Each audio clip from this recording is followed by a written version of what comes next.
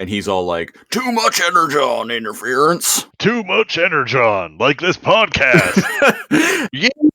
Oh, and then he shoots up in the air. There's oil in them grounds. Yeehaw! And then he eye lasers. Pew, pew, pew. Too much energon.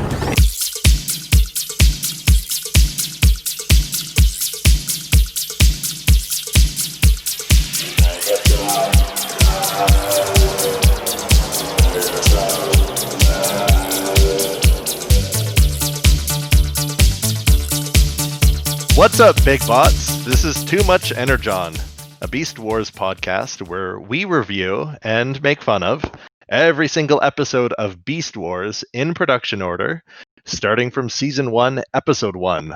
I am one of your bot hosts, NeoCal. And I'm one of your Cybertronian hosts, Christopher Siege. Christopher Siege, we are reviewing Episode 15, The Spark, which is also Episode 15 in... both end in production order. All right. Yeah, that's just like last week. And air date. What is going on? It's wacky to think about because the production order and broadcast order has been so all over the place for the majority of this season thus far. And this one came out November 11th, 1996, which is very close to our 2020 November date right now. Yep. Christopher, the spark. How about that spark? That spark, yo. Yeah, so we open in space, in orbit around the planet, and into frame comes a stasis pod. Another stasis pod. This is a new... Woo! This is yet another new Transformer episode, presumably. So stasis pod is orbiting around the planet, as they do, and what looks like a bit of space junk. It's just rocks. Yeah, rocks.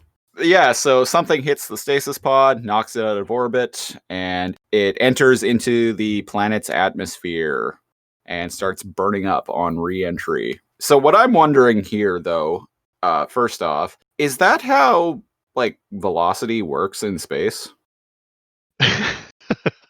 It seems like that stasis pod gets knocked out of orbit really fast.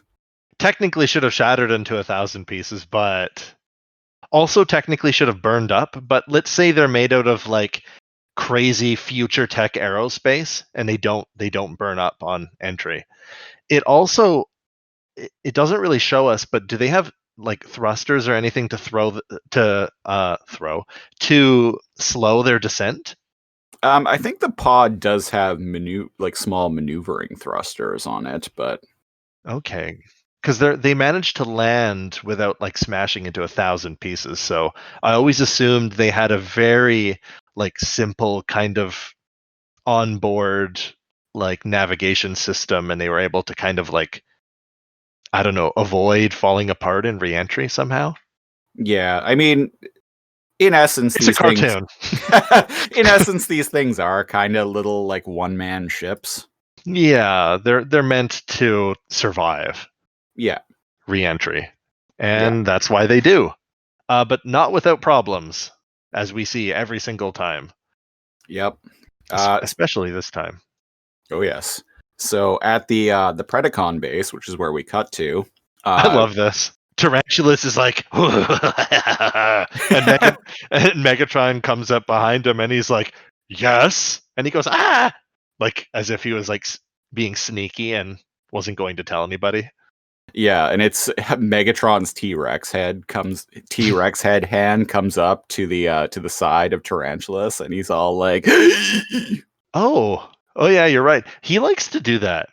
Do you know what I mean? Scare people with his hand. He purposely does that shit all the time. So Megatron is all comes up and is all like, "What is it?" Yes, basically. Yep. And he goes, aha, stasis pod. And the computer says that the trajectory of the maximal stasis pod is erratic, and it's impossible to predict its exact landing coordinates. He's like, well, give me a guesstimate. And it's like, I don't know, somewhere around here. and the computer shows him like a rocky, like kind of like Badlands, deserty kind of area. Yeah. And it's all like Grid Savos with the with the sexy computer AI voice. Yeah. And Megatron is like, yes, that is within our territory. Marvelous. Simply marvelous. Happy day. Yes. And I think what is he? He asks the computer if they have any nearby units, and it replies with 2 blinking lights, and it tells them, who is it? Scorponok and Black Arachnia. Yeah, it's Scorpion and Lady Arachnia.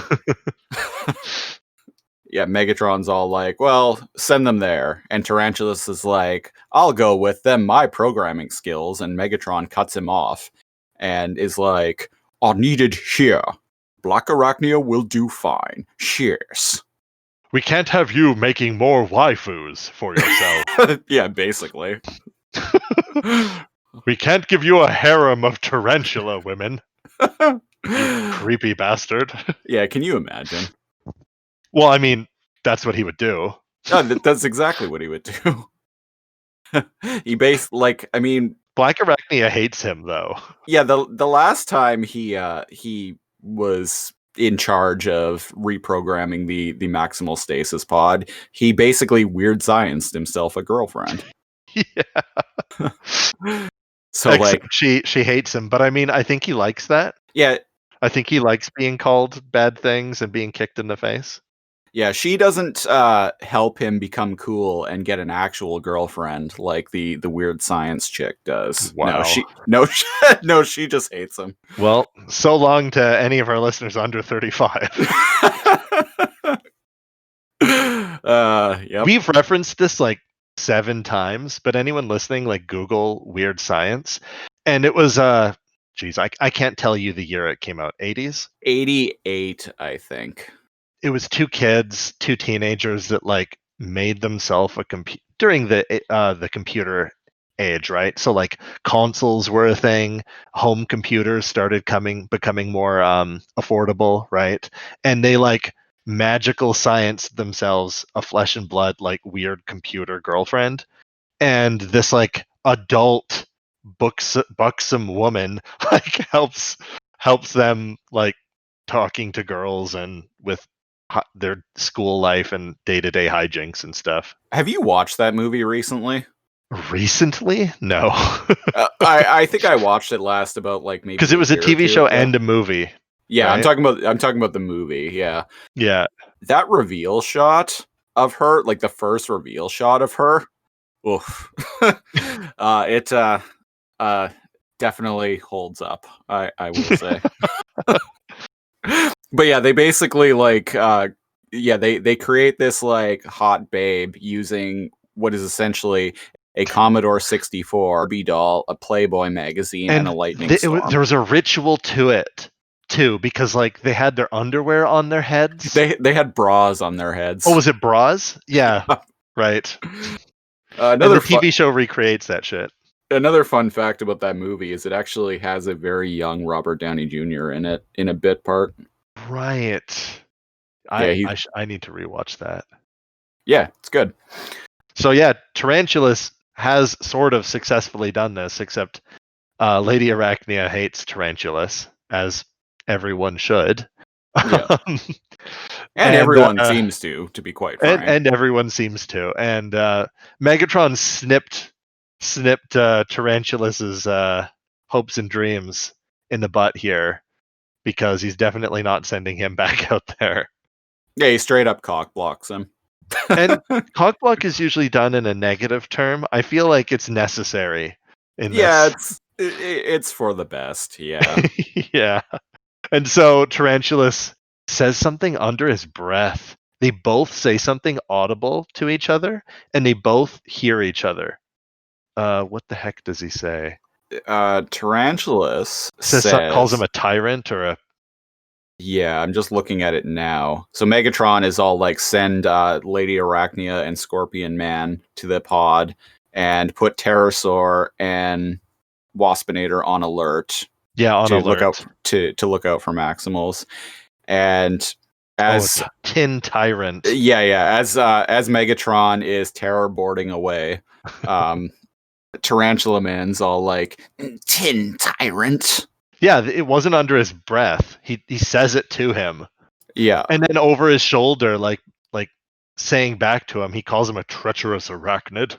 Yeah. Treacherous arachnid. Man, nobody likes each other on this team. No. Which is why, it's doesn't seem like a good workplace, I gotta say. Which is probably why their Predacons are mostly inept. Which is why when there's an episode where the Maximals actually work together and there's not internal conflict, it's so nice. Yeah, it makes me wonder why anyone even works for Megatron to begin with. Like, because he rewards those who are loyal. I like how fucking Scorponok brings that up again. Oh yeah, in this episode. Yeah, because again, I'm like, what the fuck is he rewarding people? It reminds us of our constant reward theories that change every episode. It's almost Halloween. Do you want your treats or not? Get out the Sears Christmas wish list catalog, and you get to pick one item. One Cheers. toy under $10. But if you've been good, up to 20. Make a list, and I will dial the 1-800 number. Cheers. Scholastic Book Club is in town. You're allowed one thing. So we're in the Badlands with Energon geysers.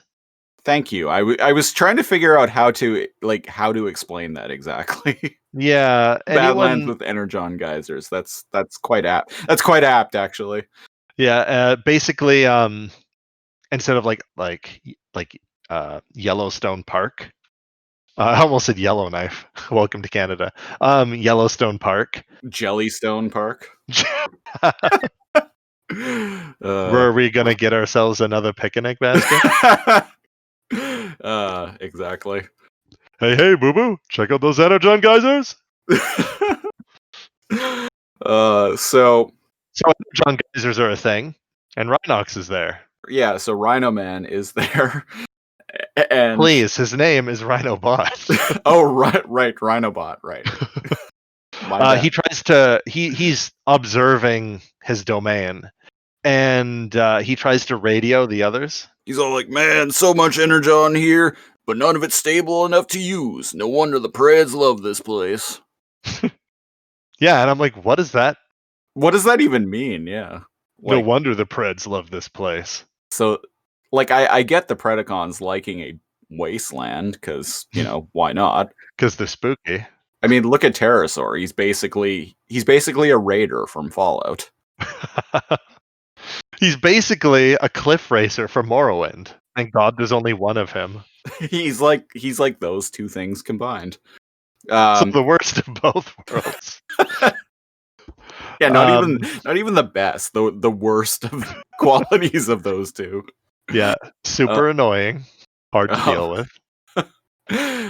Yeah, so he tries to. Rhinobot tries to radio someone else, but because of the Energon geysers, he can't reach anyone. But yeah, no. I was just gonna add though, what is? So he's implying the Predacons like unusable Energon, because that seems I don't know what that implies. It feels like they didn't think that line out. Yeah, that seems kind of counterproductive to their cause, since they came to this planet specifically for Energon. I actually thought about this earlier too, and I immediately wrote it off as okay, writers. Yeah. It's like better dead than Pred. It's like, okay, well that makes sense, right? Like they're dissing the enemy. But I don't understand what Rhinox means by that dig. I mean, not no a good wonder lesson the Preds like it to children, but the Preds like pretty but useless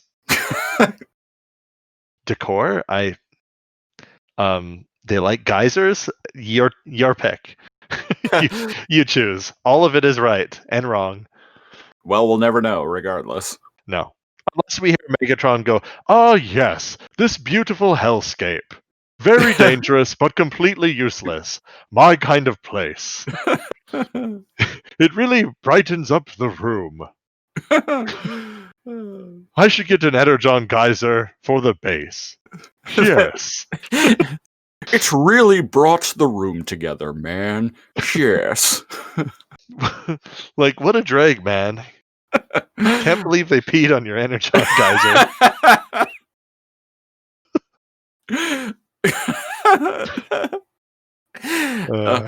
They peed on your fucking geyser, Megatron. Megatron, they peed on your geyser?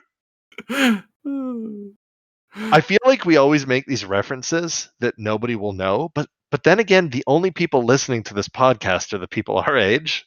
Yeah. So they probably do. I'm not even going to say what we're referencing. Oh, they know. They know. I'm sure they know. Yeah, they know. And what Rhinobot knows is that he sees a incoming stasis pod about to crash down to the planet. He Cheetor zooms in. Yep. And like calculates its trajectory and sees how far it's going. And this is perplexing. Whenever it's shown Rhinox running, he's been in his beast mode. Presumably that's the fastest they can run besides Cheetor in his beast mode, right? He transforms into his robot form to run there.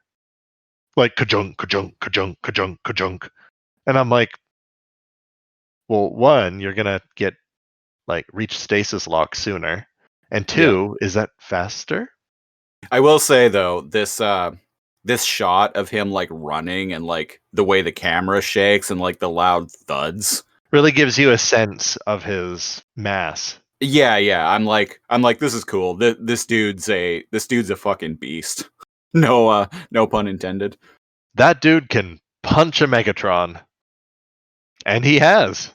Yep. Multiple times. So, but as he's running off, like we said earlier, he tried to radio in and he can't because of the Energon geysers. But luckily, it cuts to a tree. There is a Cheetor. In a cheetah tree. As cheetahs are known to do, he is hanging out on the branch of a tree, many feet above the ground, and he too sees the falling stasis pod in the distance. Yeah, and he's all like, "Holy gyros," or some Cheetor bullshit. Yeah, something like that. Hopping helix. Oh, that. I think, yeah. And, Giga bummer. Giga bummer. Hopping helix, and he taps his little cat chest, and he tries to radio someone, and he manages to get through to Tigatron. Yep. So it's interesting. All this is like kind of coming together, and they're separate. Like they're. Do you know what I mean? Like Rhinox isn't alone. Cheetor's here, but Cheetor can only reach one individual. So I think the TLDR is he's like, hey, there's a stasis pod coming down in grid. What was it? Omega, Vega, Burrito. Davos. You said it earlier. Davos. Or Salvo, or he something says, like, I don't know. Yeah, I'm gonna go try to get to it before the Preds do. But if you can like go grab the people at the base and let them know, yeah. And he says, "Will do. Watch yourself, little cat." Yeah. And Cheetor says, "Always do, big cat." And I'm like, "Aw." Yeah. Their And nicknames for each other are Big Cat and Little Cat. Yeah. That proves that he's younger than everyone else. Right? Yeah. And so Tigatron leaves his Minecraft biome to go and save the stasis pod. Because he is. He's in like a little jungle biome this time. I'm probably never going to stop making jokes about that, just so you know. The 10-year-olds that love Minecraft aren't here to roast us anyway, so go for it. So we cut to Scorpion Man, and he's like, "Just as Megatron said, yeah, Grid Omega." Yeah, and Lady Arachnia is like mocking him. She's all like, "Ooh, just as Megatron said, just as Megatron said." Oh yeah, she's ripping into him. Yeah, and she's Do all you like, ever get tired of groveling and being a little bitch? "Yeah, basically." And he turns around and he's like, Megatron is our great leader and he will reward us. He rewards loyalty. Yep, And she's like, right. right. I'm just gonna like step on your balls and hook like a battery to your nipples, but Jesus, you do Christopher. you. Christopher. I say as I'm the one that's heavily pushed the narrative of her being a dominatrix. Yeah, um, like gasp. Scorponok is basically saying he punishes those who oppose him and rewards those who are loyal. He's never punished Pterosaur. Right? And what are the rewards for Scorponok? We've never what, he gets his own lab? I Maybe that's how he suddenly became a scientist like 4 that's what I'm episodes ago. thinking. Yeah. You have earned 10 good boy points. Yes, you get a lab now. Thanks, Dad.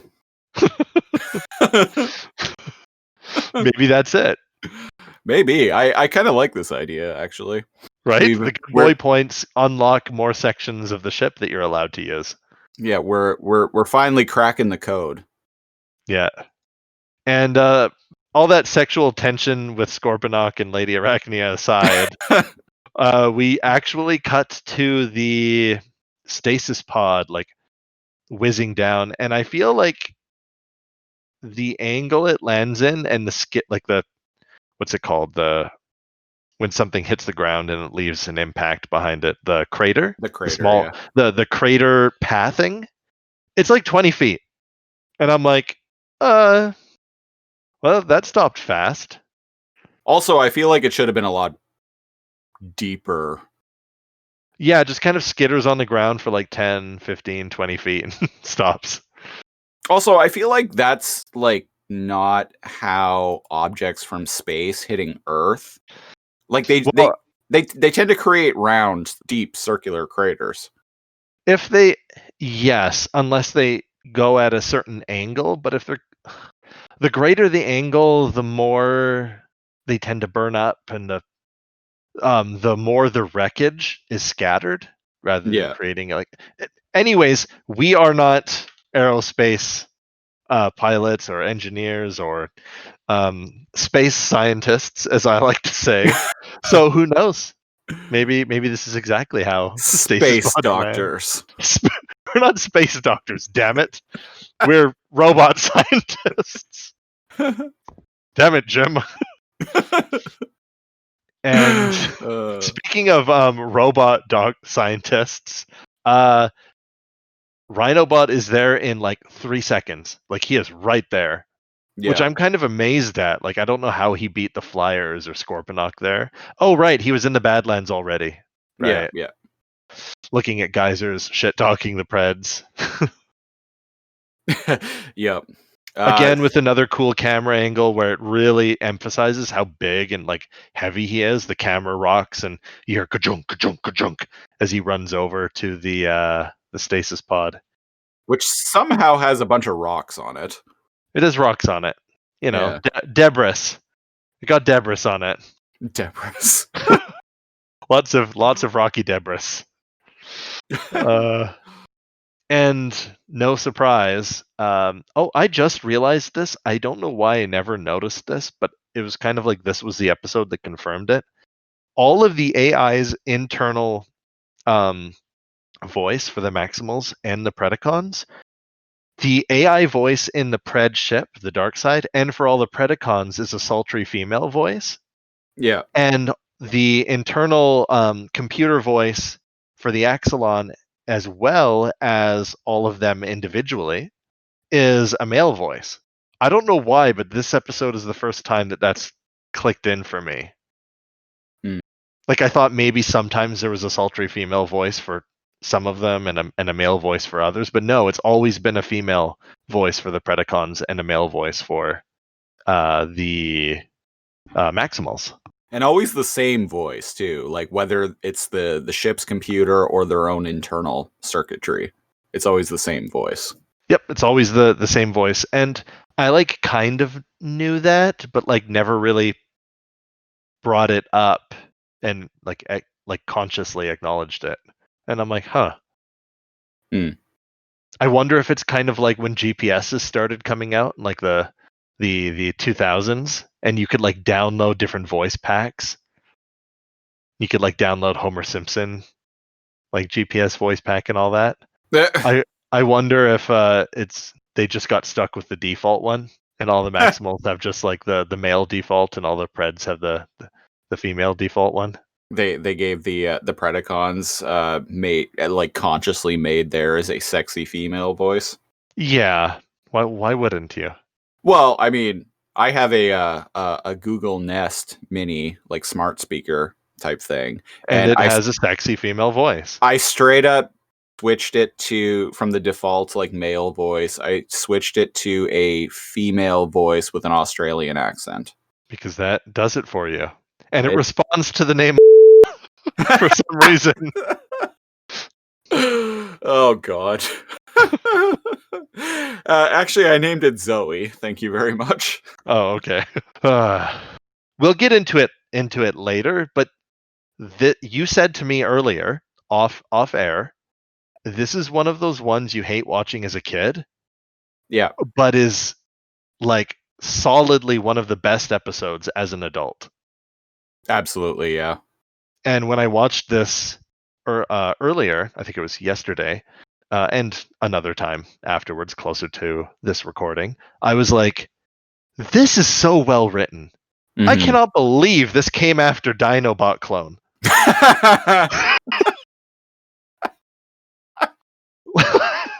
This is like 1960s like Batman versus like Christopher Nolan Dark Knight. Yes, I made that comparison. Like this is so in the span of a week we go from Fop Doodle to this. I could say so many bad things about Beast Wars if all I had ever seen is last week's. And if all I had ever seen is this, I would tell you it was probably the best thing on in the 90s. Yeah. Like this is some shit.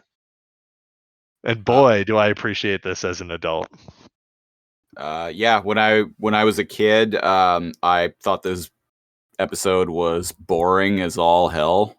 But I watched this last weekend for the first time. Not the first time period, but like the first rewatching it. Yeah, the first time rewatching it, and then I watched it again today, and I really, really like this episode. Yeah, and to get back into it, we were talking about Rhinox just reaching it, and he's been in his robot form the whole time, and the male voice, I'm going to call it Sentinel from now on, since it's the same voice as Sentinel on the ship. Sure, yeah, that works for me. His diagnostic voice, right? It says, warning, energon concentration in danger zone.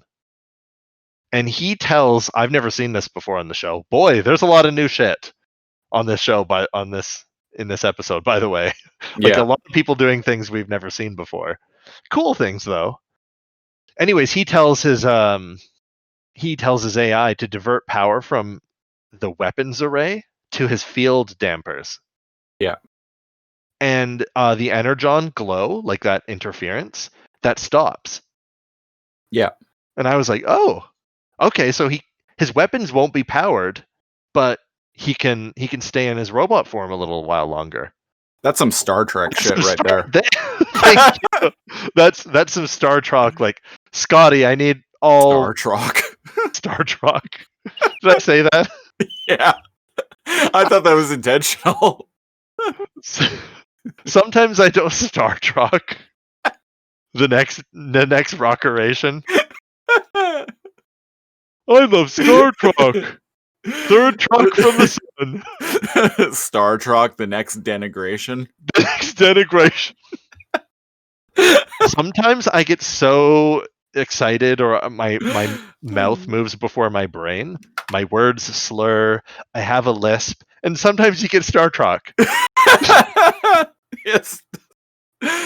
Star Trek is great. Or Star Trek is great, rather. Jesus.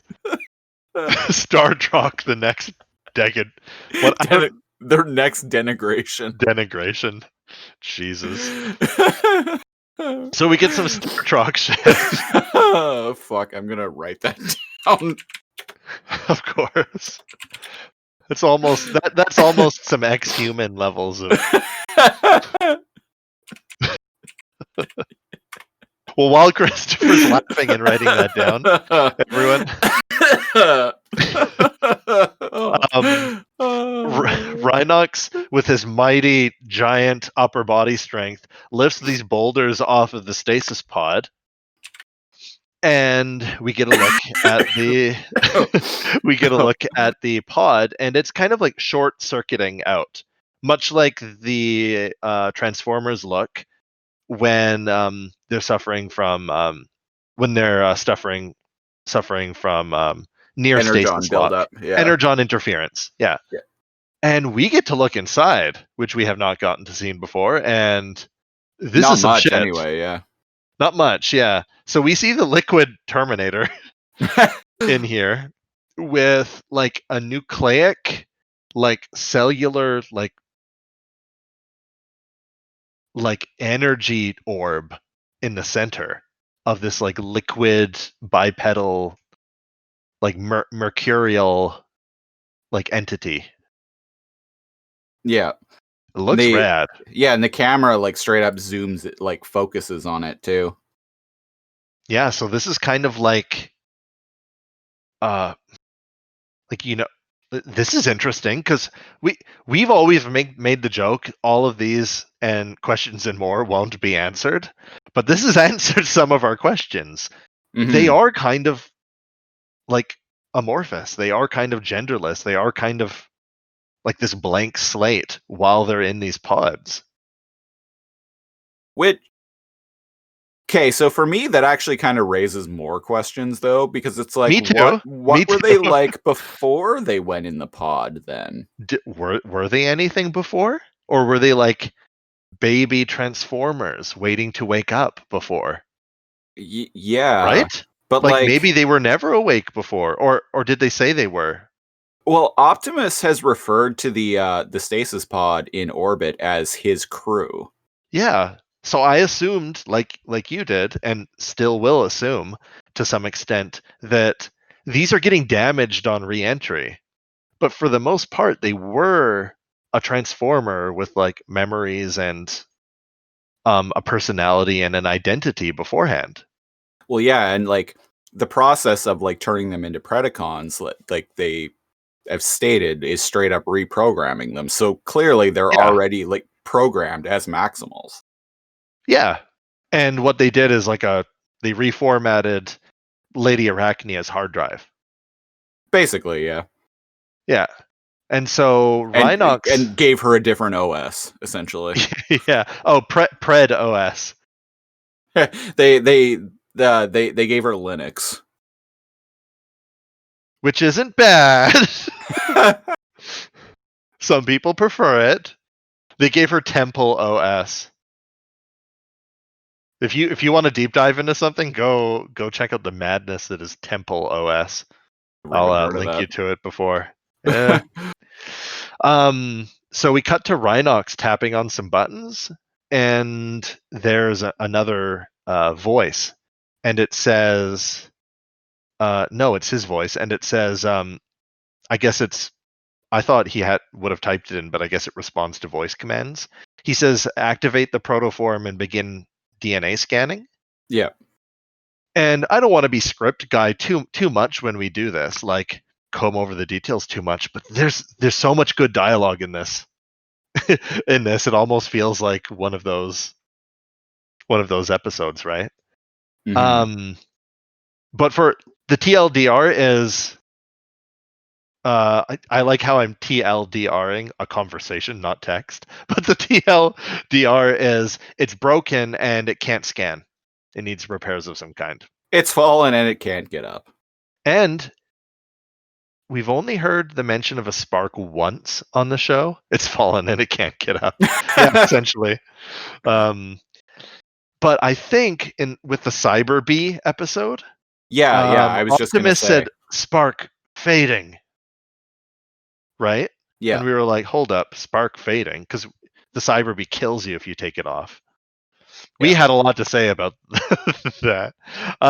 Yeah, I and in couldn't this, remember if that was the first instance where yes, a spark is mentioned. But yeah, it is. but we dive more into this one because it says the spark is fading, right? Like the repair there. Oh geez, what does it say? It says something like 8 point whatever cycles. Okay. The protoform will cease to exist. So what the stasis pod computer says, this I'll actually read verbatim. Oh, okay, yeah. Because I think it's important. Yeah. It says system damage too extensive. Activation program offline. Spark fading. Repair required, or protoform will cease to exist in 8.6 cycles. Yeah. So that's like anywhere from 8 minutes to like 3 weeks.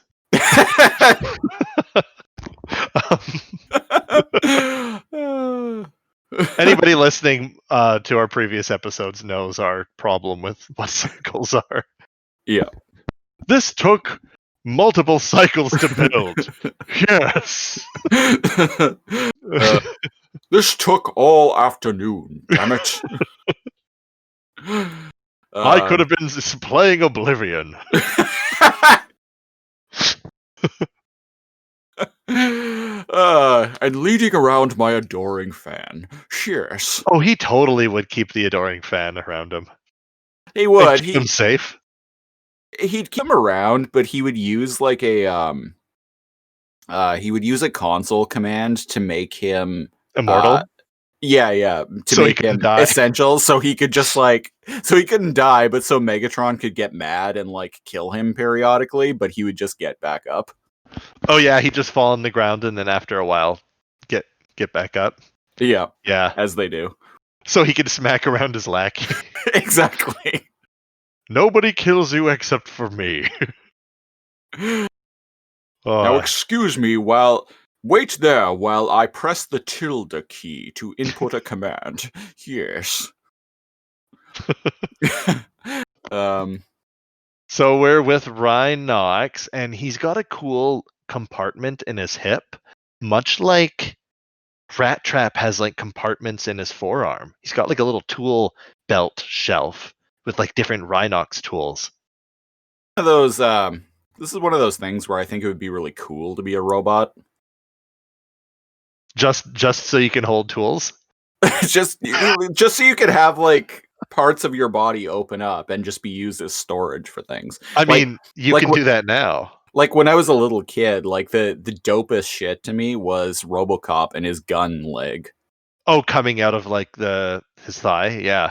Yeah. Pretty dope. That was the dopest shit to me when I was like 4 years old. Yeah, no holster. It's like built into him. Yeah. That's pretty rad, yeah. And why not when you're a robot? Might as well have shit in there. And instead of having okay. So we've ripped on Rhinox being a shitty ass inventor 1,000 times. Oh yeah. And I take all of that back because of this one episode. He's just doing like insert science stuff here. Right? Like, do you know what I mean? He's just repairing things, replacing chips, using like a welder here or there. Do you know what I mean? He's just doing random like quote unquote science stuff. Yeah. But like he's seriously like committing to this, and as we'll get into later, he personally sacrifices a lot to make sure that this individual doesn't die. Yeah. Which is pretty commendable. And he's successful. We always make fun of him for his like janky ass unsuccessful projects. Like he did good. He did good. Yeah, this episode in particular made me really start to dig Rhinox as a character. Yes. And you know what? And Cheetor. Rhinox and Cheetor are MVPs this episode. My God. Totally. Oh, well, when we do the end episode summary, we can get into that. But okay. So speaking of Cheetor leaps into frame. And he's very cat-like. And he's like, Rhinox, what are you doing here? And then Rhinox is like, Cheetor, what are you doing here? Cheetor, what have you done? What have you done, son? Told you to grab my beer. So when I say Cheetor leaps into frame, this is like where I have the video paused right now. When he's hunched over like a house cat trying to like chase something. Check the screenshot that I sent.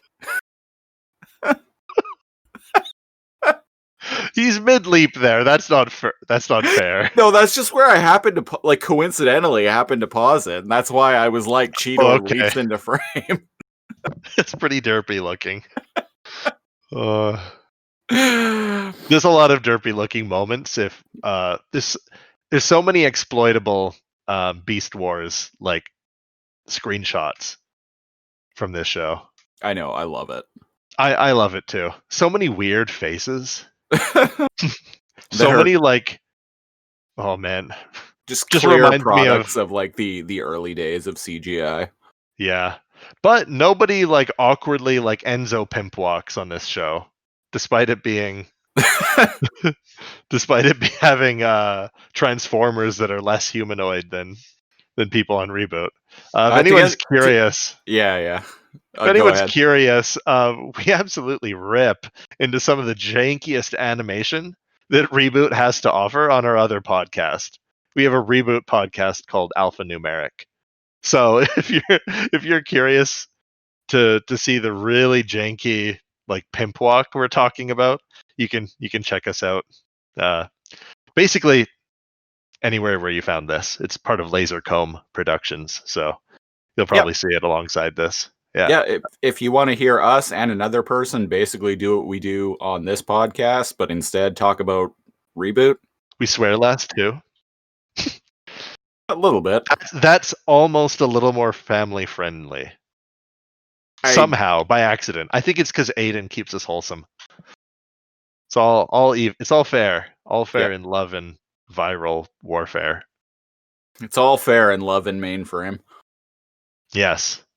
But to get back to these computers, these Transformers, this is a weird turn for the best. Like, good things are happening. Cheetor arrived next instead of like some annoying ass like Predacon. Yeah, and Cheetor is all after Rhinox is all like, "What are you doing here?" Cheetor is like, "Me, I saw the pod headed for Crashville." Like, actually. Oh, he says Crashville? Yeah, I saw the pod headed for Crashville. That is straight up some Cheetor bullshit right there. Yeah. You could have made that up and I wouldn't know otherwise. But he's like, Uncle Rhinox, what's happening? And Rhinox is like, the protoform is dying. And he's like, he has sad cat ears, and he's like, what do you mean? And Rhinox says the stasis pod's been damaged. It's disabled the activation sequence. And burned out the locking chip. Oh, the locking chip. So it can't lock its presumably it's the pod itself can protect the protoform. That's how they exist in space, right? Yep.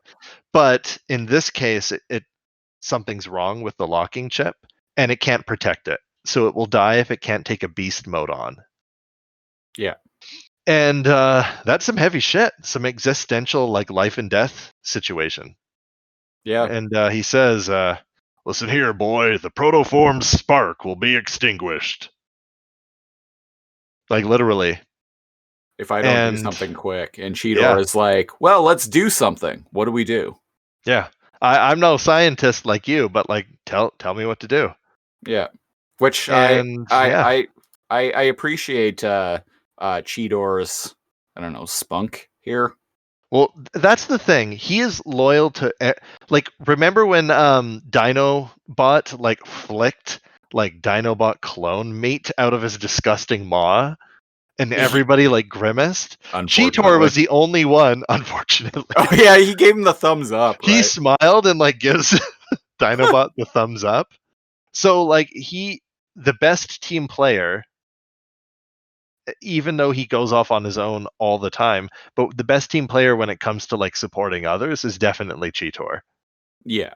I feel like Optimus, of course, but Optimus is the fearless leader. Yeah. He's Big Bot. Yeah, he's Big Bot, and now we cut to Catbot. Yeah. Speaking of Big cats, cat. Tigatron is running through the forest. The forest biome, a The jungle forest biome. Yeah, and he suddenly stops, and he whispers to himself, Predacons, Tigatron, maximize. I almost expected him to say stealth mode. You too? Yeah. But he does not. He just whispers it to himself, and then he loudly transforms. And hides behind a tree. And hides behind a tree. Yeah. My partner turned to me and excuse me. Turned to me and was like, "He's kind of like toothpaste colored, isn't he?" And I'm like, "Yeah, yeah, he is. Kind of. He's like white and aqua." Yeah, and he hides behind a tree, and our favorite scorpion comes over some rocks. And you hear like the clattering of him, like his little scorpion legs walking on rock. I don't know why, but like in this particular scene, like it kind of weirded me out a little bit. It sounds like an insect scurrying.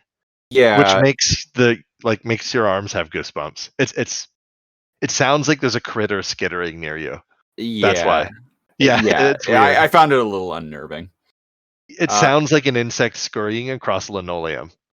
Yeah, that's a good way of like if you've ever heard a big fat like house spider or like cockroach like fly across the linoleum and everything else is really quiet and you can hear its footsteps, that'll stay so with gross. you. Yeah, so gross. So that's probably what's triggering in your mind right now. Yeah. And you know what? I feel like they've upped the graphics because Scorponok looks very like up close. His textures look like they've moved to like 1K rather than like 720p. Rather than like, like not 64-bit, but you know what I mean, right? Like they look like they've upped his textures a bit, and he looks like moist, which I don't like. Like he's glistening and shiny. Like the carapace of an arachnid would be. Yeah, especially the textures of his pinchers look a little more high resolution and detailed. Yeah, so it's not just me. Okay, there's a lot of close-ups on him, and he says, "What is he? He's complaining. He's like, where'd that damn spider go?" Yeah, where is Lady Arachnia? Where's that stupid bitch? Exactly. And those spiders, just like Tarantula Man, they fuck off all the time. What annoying teammates they must be. Yes, they get the drop. They're stealthy as fuck. They get the drop on the Maximals all the time. Don't get me wrong, but what shitty teammates. Yep. They're the spiders in particular are not team players on the Predacons. No. And well, speaking of getting the drop on, this is the 9th time, I have counted it, the 9th time Tigatron has, maybe not exactly, but it's been a lot, where he gets the drop on someone, and this is what my partner pointed out. I complain about Tigatron being stealthy enough to get the drop on people, but announcing his presence every time. Which is what he does here. Every single time. And my partner pointed out it's because he's stealthy, but he's also honorable. Right? Do you know what I mean? Like he's stealthy and he likes getting the drop, like a predatory cat, right? They like getting the drop, but the civilized part of him demands that he has some honor. And I'm like, okay, I jive with that. He likes getting the drop on his opponent, but this is the one time when they don't dodge out of the way, though. Every other time he's like, up here, Predacons, or look behind you, or it's too late, or whatever his line is. They just jump out of the way of his gun. Taking a quick step back, I will say what you were saying about the because this kind of just reminded me. what you were saying about the spiders like fucking off on their own a lot. Uh-huh. If you think about it, spiders are very solitary creatures. Yeah, they hate each other. The only time they find each other is to have sex and die. Yeah. But otherwise, like spiders just do their own thing. So Oh, absolutely. Yeah. yeah, so it kind of makes sense. Anyway, Yeah. just wanted to point that out. That's a good point. That's a good point. The only time they ever find each other is to procreate. And I'm pretty sure that's males actively looking for females and hoping they don't get eaten. Yeah. In most species of spider, the males are kind of just they're always smaller, but they're kind of just maybe not tarantulas.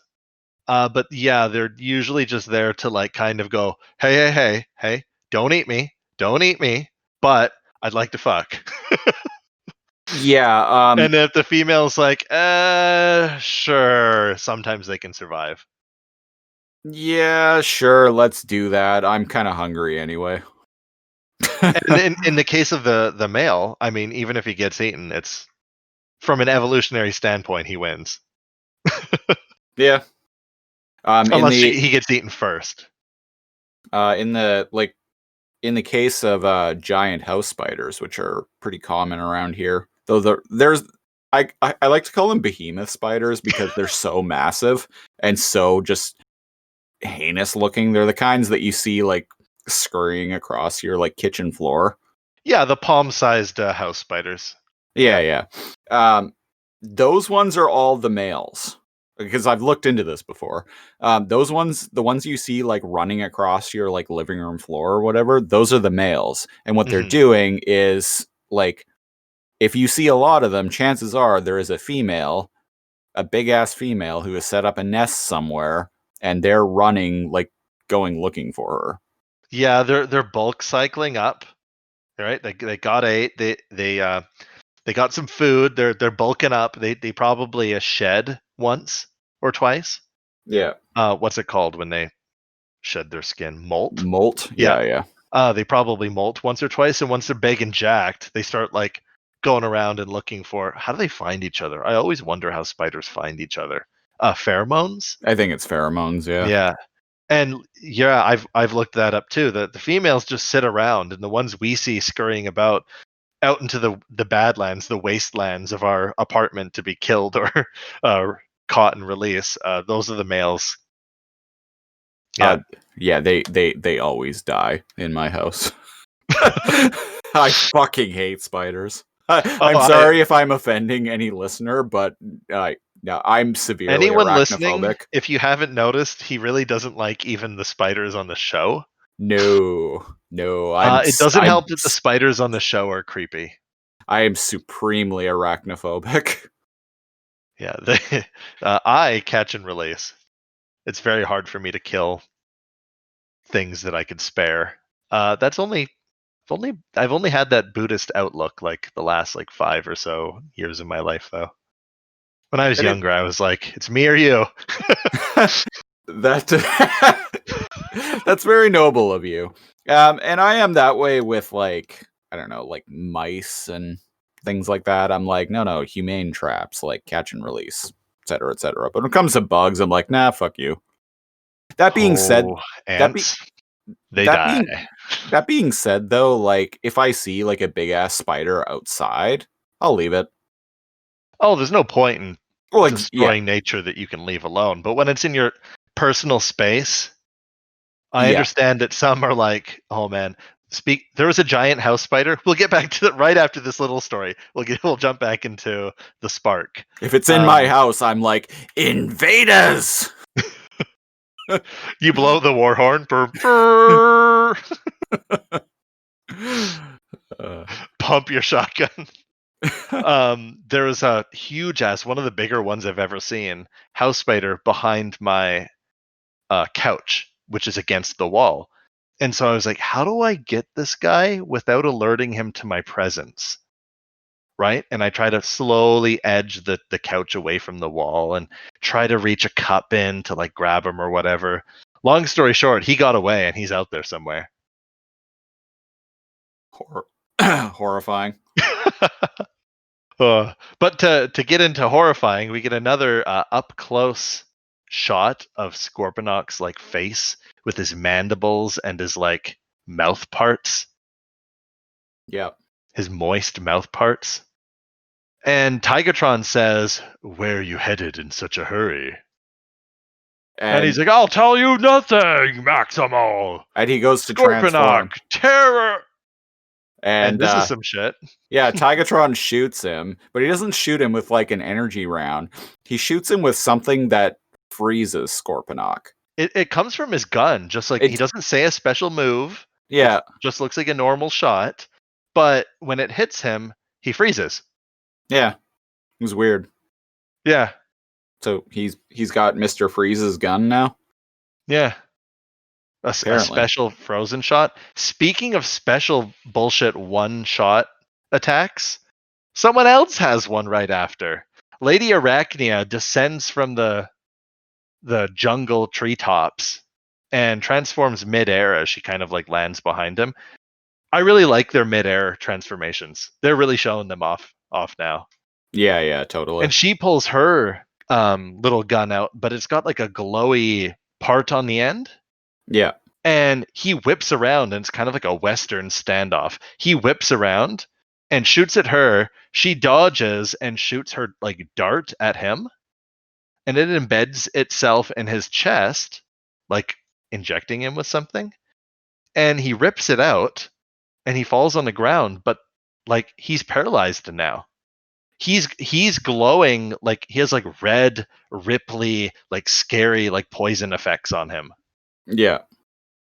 And she stands over him laughing and like puts her foot on his balls, and she's like, "You can't fight my cyber venom, kitty cat," and spits in his mouth. And for some reason, she says, because the spiders like to. Okay, so this is the thing that makes the spiders creepy on the show too, that we've discussed at length. I think they really relish torturing their victims, Oh, absolutely. because she could just shoot him with her normal gun or finish him off or whatever, but she says she'll be back for him Yeah. when she gets to the pod with the new Predacon in it. Perhaps And I like she how intends to come back and eat him. Yes, because their spider instincts are strong, and it's shown them, at least Tarantulas, eating like giant rats. And trying to eat Cheetor in one episode. Yeah.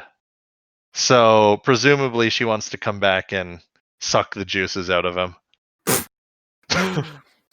So we're back at the stasis pod now, and Rhinox is there doing some business and Doing a science. doing a science, yeah. And he tells Cheetor basically that without a locking chip, he won't be able to stay in bot form very long. No. And Cheetor is like, well, whatever we have to do, our new Budbot there deserves some kind of chance. And Yeah. you know more about protoforms than I do. So what's happening here is Cheetor is donating his locking chip to the new protoform, to be used for the new protoform, to presumably to help protect it from the Energon. Yeah. So it's like giving up a kidney that you could possibly replace Bat-Kit Base.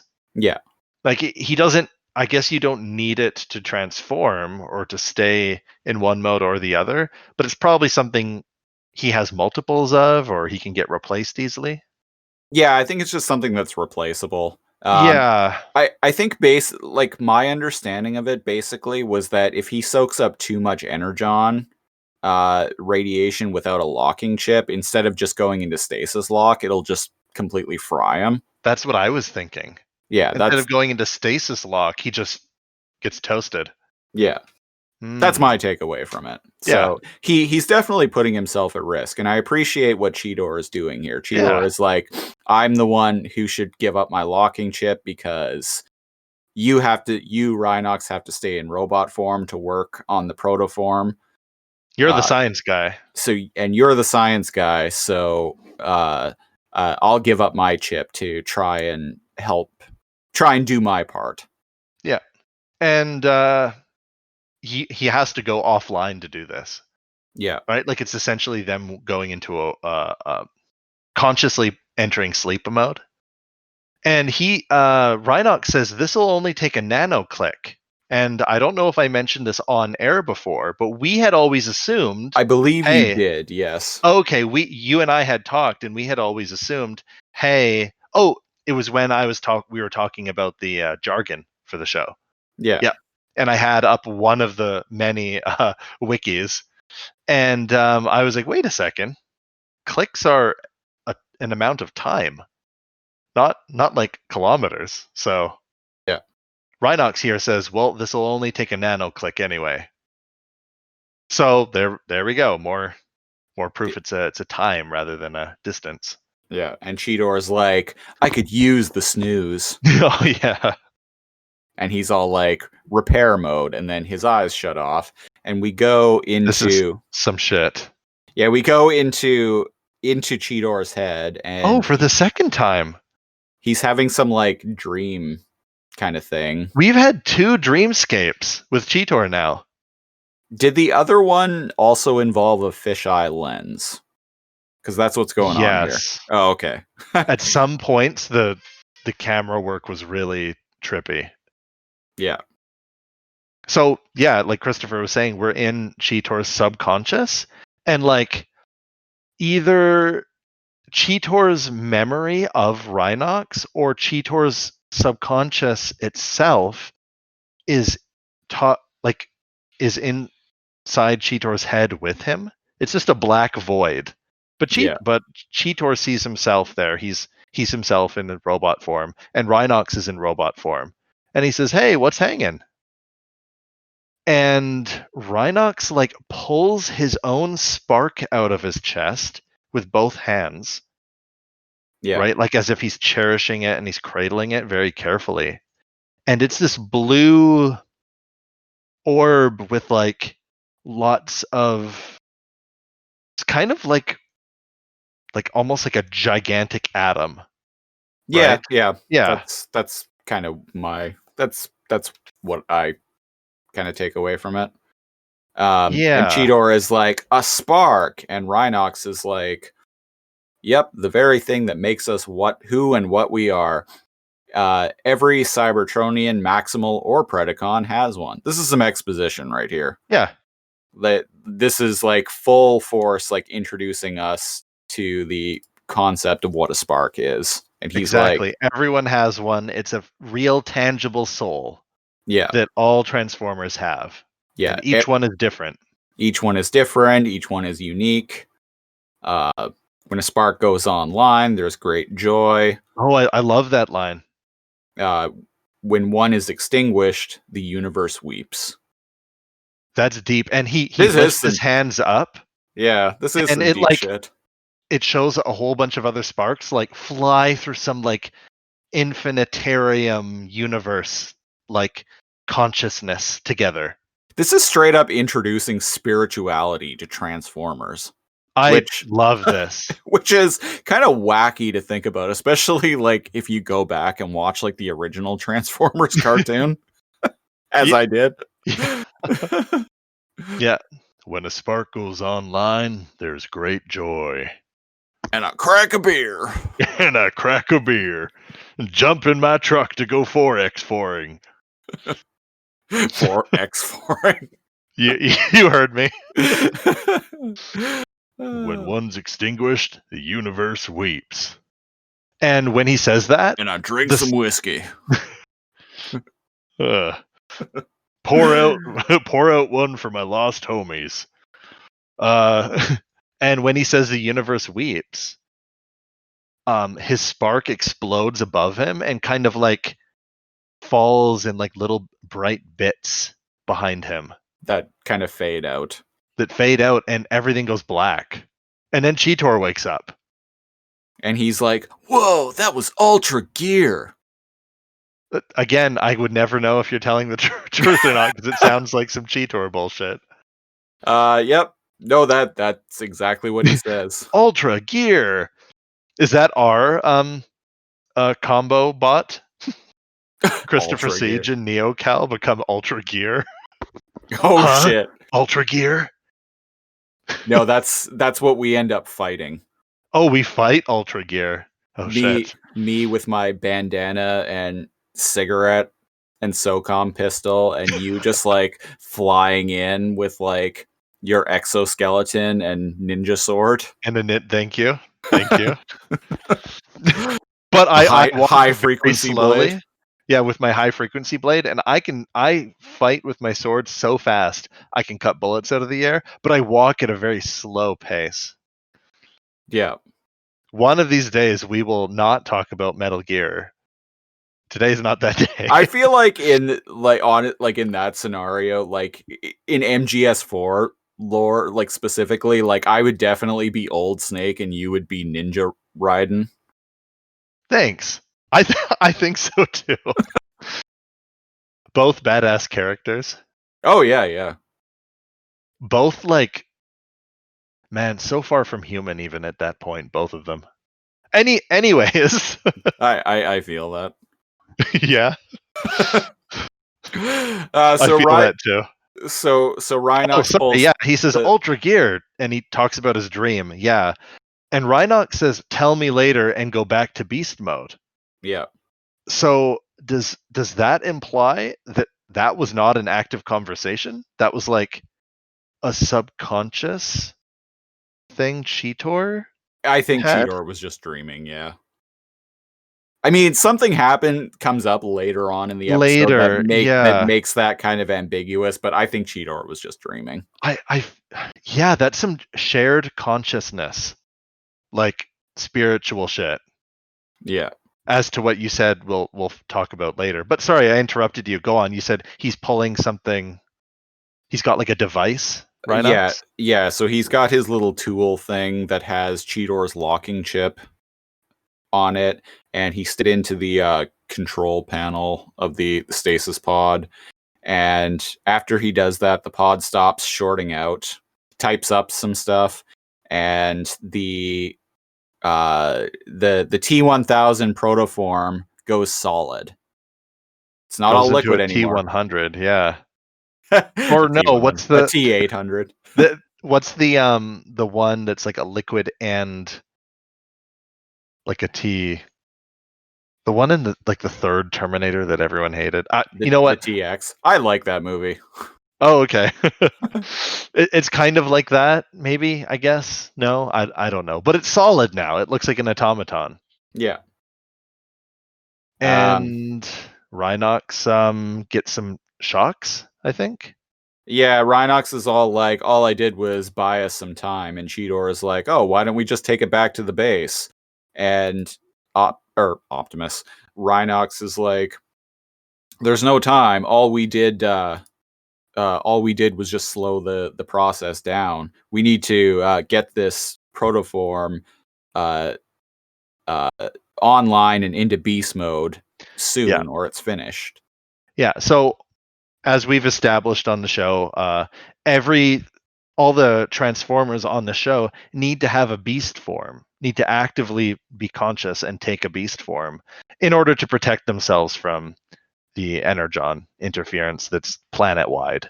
The too much energon, if you Too will. much energon. It's satisfying when they say that the line of our podcast on the show. It is, yeah. I dig it every single time. Like, Yeah. every single time someone is like, too much energon, I'm like, whoo-hoo. It reminds me of your usage of that video game with the really bad voice acting when Yeah. you remixed Too Much Energon. Well, the too much energon that appears at the very beginning of our intro music is from that. Yes, if anyone was wondering, there's a Sony PlayStation 1 game. Yeah, it was a PS1 game with really like where the intro to the game like kind of recreated the intro to the show. It used clips from the show, but like the voice acting wasn't the voice actors from the show. It was these fucking atrocious sound-alikes. And my favorite is Megatron being all like, yes, the planet has energon. That's actually what it sounds like. Pretty much, yeah. And Yes. and so the from our intro music, the too much energon is from that. Yeah. The like really dipshit version of Megatron. I love it. That's even worse than mine.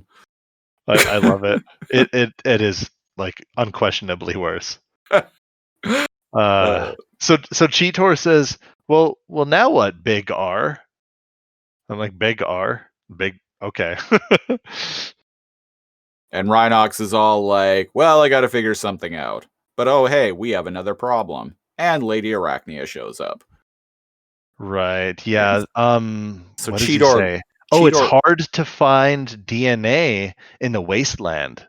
Oh, right, yeah. Yeah, that's part of it. He needs to like find a way to increase the scanner. Yeah, good catch, because that does come into play later on. Yeah, and if they can't find any, and so anyone listening, you've seen on Beast Wars Part 1 that alive or dead, there needs to be a DNA within the vicinity, otherwise they can't take a beast mode. Yeah, I'm guessing all of these energon geysers that are going on probably don't make it a very hospitable environment for life of any kind. Yeah, that makes sense. Yeah, there's no trees, there's no grass, it's wasteland, yeah. Yeah, I think I found the show art for this episode. And interesting, maybe I'm wrong, I've never noticed this before. Rhinox's internal like AI beeps and it says Predacon signature detected. Yeah. And I'm like, whoa, hold up. Is he the only one that could do that? Do all of them have a scanner like that? Is it like a Rhinox invention? That's cool. Maybe. To get an alert for like a proximity alert. There's a lot of new things introduced here. Yeah. So we have Lady Arachnia, and she says, "What a lovely spot for the birth of a new Predacon." Tee. Yeah, and Cheetor says some Cheetor bullshit. Literally, yeah. He's up on like a little cliff. Yeah, and Lady Arachnia is all like, "Oh, this must be my day for cats," and she shoots some like Scarlet Spider like style impact webbing. It looks a lot like the blue web that Tarantulas used to hoist Cheetor up in that one episode. Yeah, because it actually like widens out and like connects like on the wall behind him. Yeah, and it looks almost exactly like it.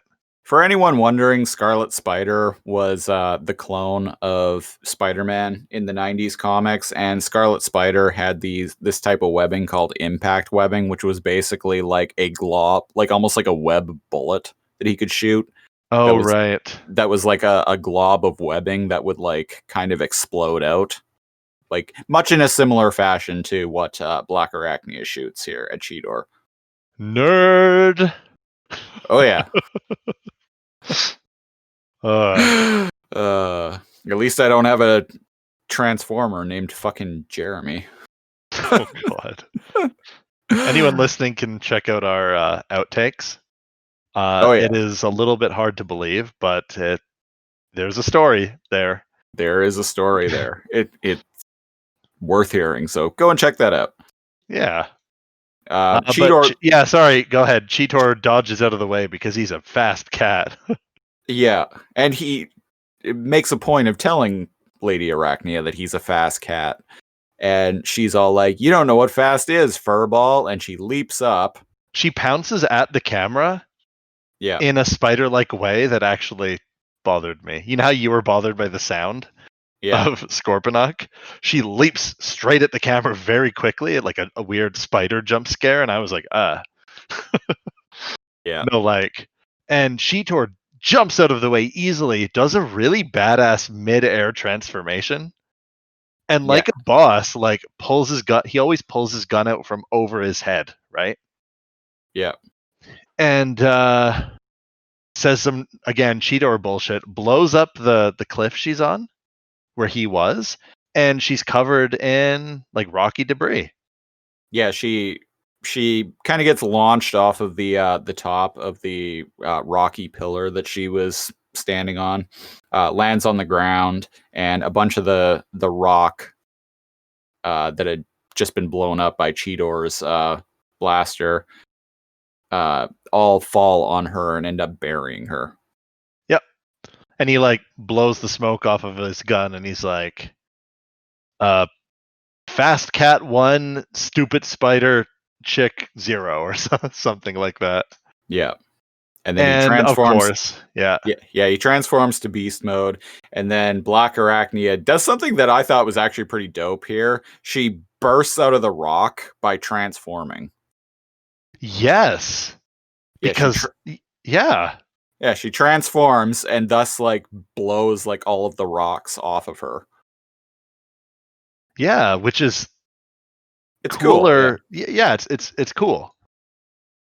Although after she transforms, her there's something going on with her neck here. With her neck? In that she does not have one.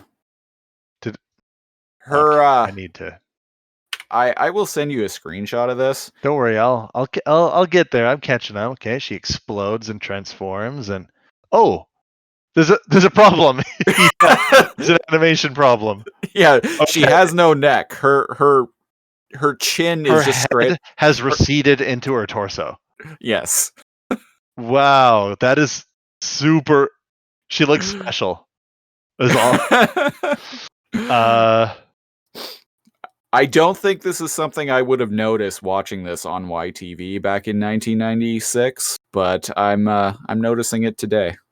That is a very good catch. Huh. That is super awkward looking. Yeah. I just noticed something too that I am sending you. Cheetor's cod piece looks like a cheetah face.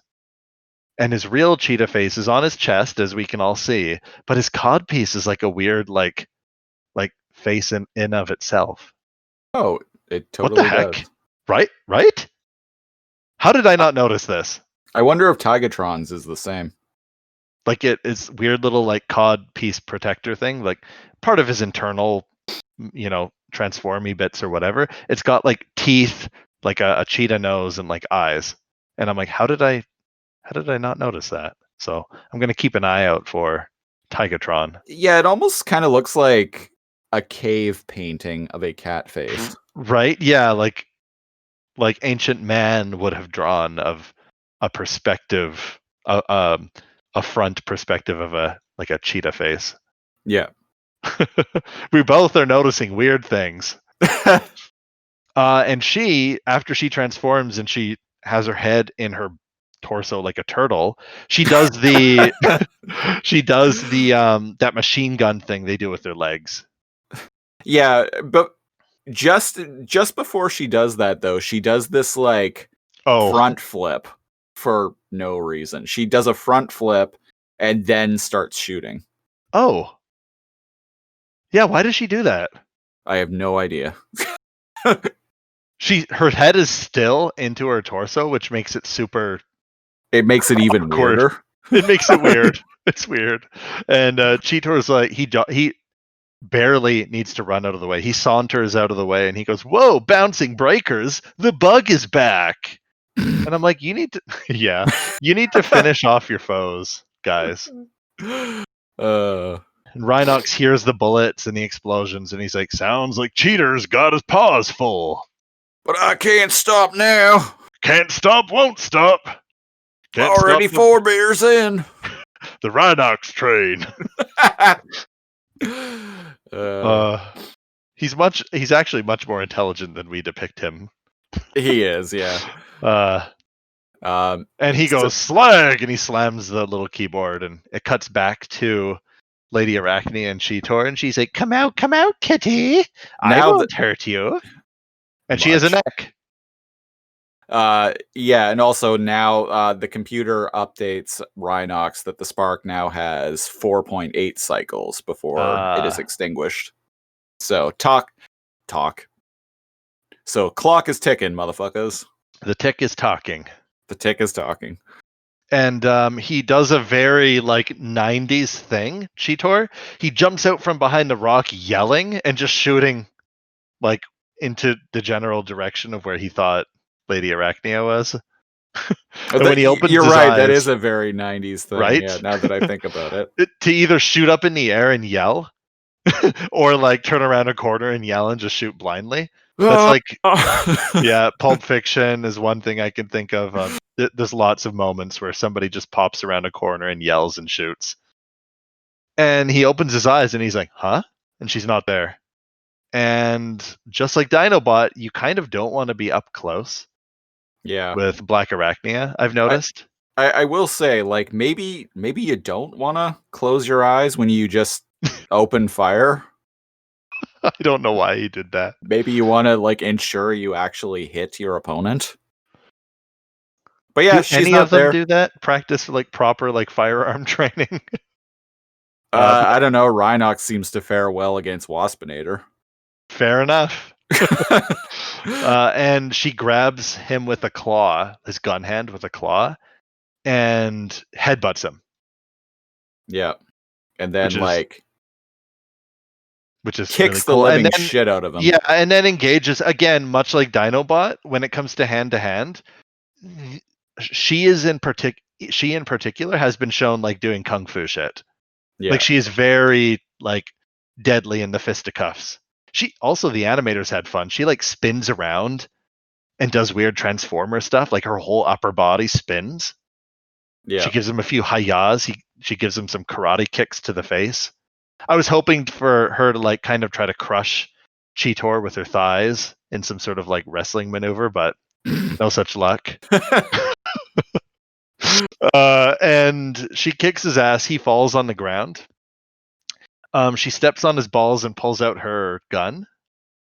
And it's the same gun that she like paralyzed Tigatron with.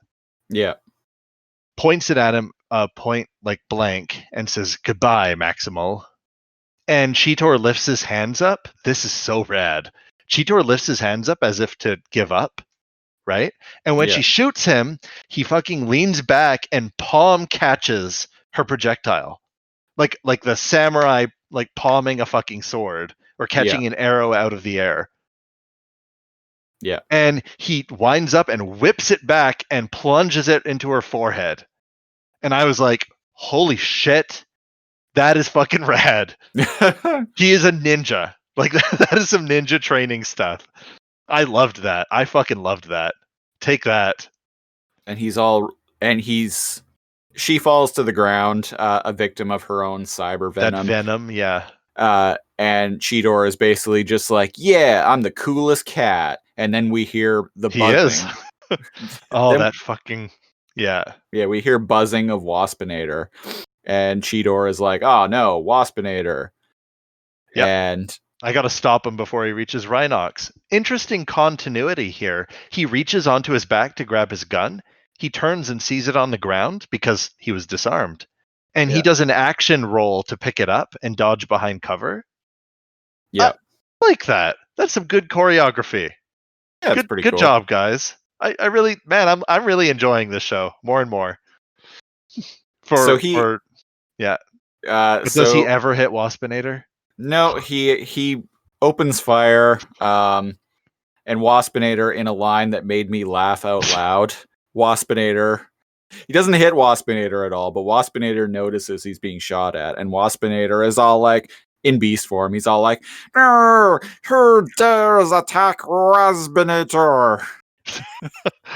You've gotten pretty good at Waspinator. It's literally what he says, and I'm like, dude, you're like a C rank. I know, right? Like Predacon at most. So he's all like, dares attack Waspinator terrorize. And he does. And like all flyers, they usually have pairs. Yeah, and they usually just like snipers. Just like snipers. As Solid Snake told us in 1998. That's true. Snipers usually work in pairs, but this one's alone. Oh, with who's that chick? Sniper Wolf, yeah. Sniper Wolf. I was gonna be like Grey Wolf? Gray Wolf Fox! Grey Fox? Okay, we gotta stop talking about Metal Gear. Right. Pterosaur shows up. Yeah, and Cheetor's like, well, I have to just stall and give Rhinox time. Yeah. And so Pterosaur shows up, he says, give me a break. Dramatic rock music plays, takes some pot shots at both of them and misses, and he starts getting Energon Surge. Yeah. Because his blocking chip isn't there, right? He has to transform like now or he dies, right? Well, yeah, exactly. Or goes offline, presumably. So it's not like before where you have like 15, 30 seconds of fuck around time. Yeah. Yeah, he's got to transform like immediately. So he does, and he says, time for me to fly, beast mode, and fly he does. There's a high-speed chase happening here. Yeah, this is some of the nauseating. Yes, go ahead. This is some of the fastest running I think we've seen him do. If you have motion sickness, this part's a little hard to watch. He is very fast, and the camera stays rigidly locked onto Waspinator and Pterosaur as they follow him, and they make jarring 90-degree turns through the wasteland. It's cool, but also weird. So we're back at the stasis pod. Rhinox plugs a cable that is connected to him into the stasis pod's computer, and he's all like, download sequencer program through my central processor. Yep. And so what he's trying to do here is like it sounds like to me he's basically like uploading DNA sequencer software from his circuits, from his because like the pods onboard is computer. Broken. Because the pods is broken. So he's basically like uploading software from his circuits and the computer into the pod, and the pod says to him, warning, process could damage your circuitry. And Rhinox is just do it, which it does. And it does, and he screams in agony and trembles and explodes. Like he actually goes like flying backwards from like like something sparks and the cable flies out of him, and he hits the wall behind him and starts shorting out immediately. And his own internal computer is like, warning, field dampeners down. Energon surge, stasis lock imminent, transform immediately. So he does. In a very pathetic, hurtful beast mode. Yeah, I really, really like just all of the stops Rhinox and Cheetor are pulling to save this protoform's life. Maybe we're not elegantly processing it correctly over the podcast, but the scene, the writing for this episode, and the scene to scene, the cut to Cheetor, the cut to Rhinox, the cut to Cheetor, it's well done. Mm-hmm. And I really appreciate that too. Like they are both essentially risking their lives in a very real sense. It's not like other battles where like they can get dragged off and get repaired. Like it's just them way out in the buttfuck nowhere. Yeah, this episode has stakes. Yes, including the Maximal in the pod. Like it talks about life and death, like straight up in that little dream sequence, and I don't know, it's kind of heartwarming, but also scary and sad. And but even though Rhinox passes out, we see a little beacon come out of the pod, and the robot inside goes back to like a liquid form. But the DNA sequencers are online now, so it Yeah. begins scanning the area for appropriate life forms. So we're almost there. We're almost there, everyone. And we cut back to Cheetor being chased by Waspinator and Pterosaur. Mhm. And again, super fast sequence, lots of camera cuts. It's a little bit more smooth now. And I think Cheetor This is said, some "Oh, there's debris flying as they're shooting like rocky columns." This is some good action direction, though, I will say, Yes, in this chase sequence. Like, this it is a is cool. well-directed episode. Yes, it is. I might have mentioned this earlier, but this is night and day between last episode and this. Yeah. And there's a Cheetor, Energon geyser. yeah, Cheetor leaps over it, and Waspinator, who is giving chase, flies over it at just the right time to get blasted by it. Yep, and it takes him out. Takes him out. He's But like all shorting out, and is he takes Waspinator out, but Pterosaur takes Cheetor out. yeah. Yeah, he gets shot slowly afterwards, and Pterosaur lands. And it's not looking good for Cheetor. Like, oh, man, what does he say? So much for maximal presence! Now the pod will be mine! Yeah. I hate doing his voice, but I love doing his voice. Do you know what I mean? Like, It kind of hurts the throat, but it's fun. It hurts the throat, but it's fun. And he's every line delivered by him is so comical because it's so like over the top. Yeah, especially in an He episode like screams this. everything. Yeah, he screams everything, and instead of finishing him off, he races off to go to the pod. Yeah, and we back sorry, at the we pod. cut back to the pod. Yeah, we're back at the pod.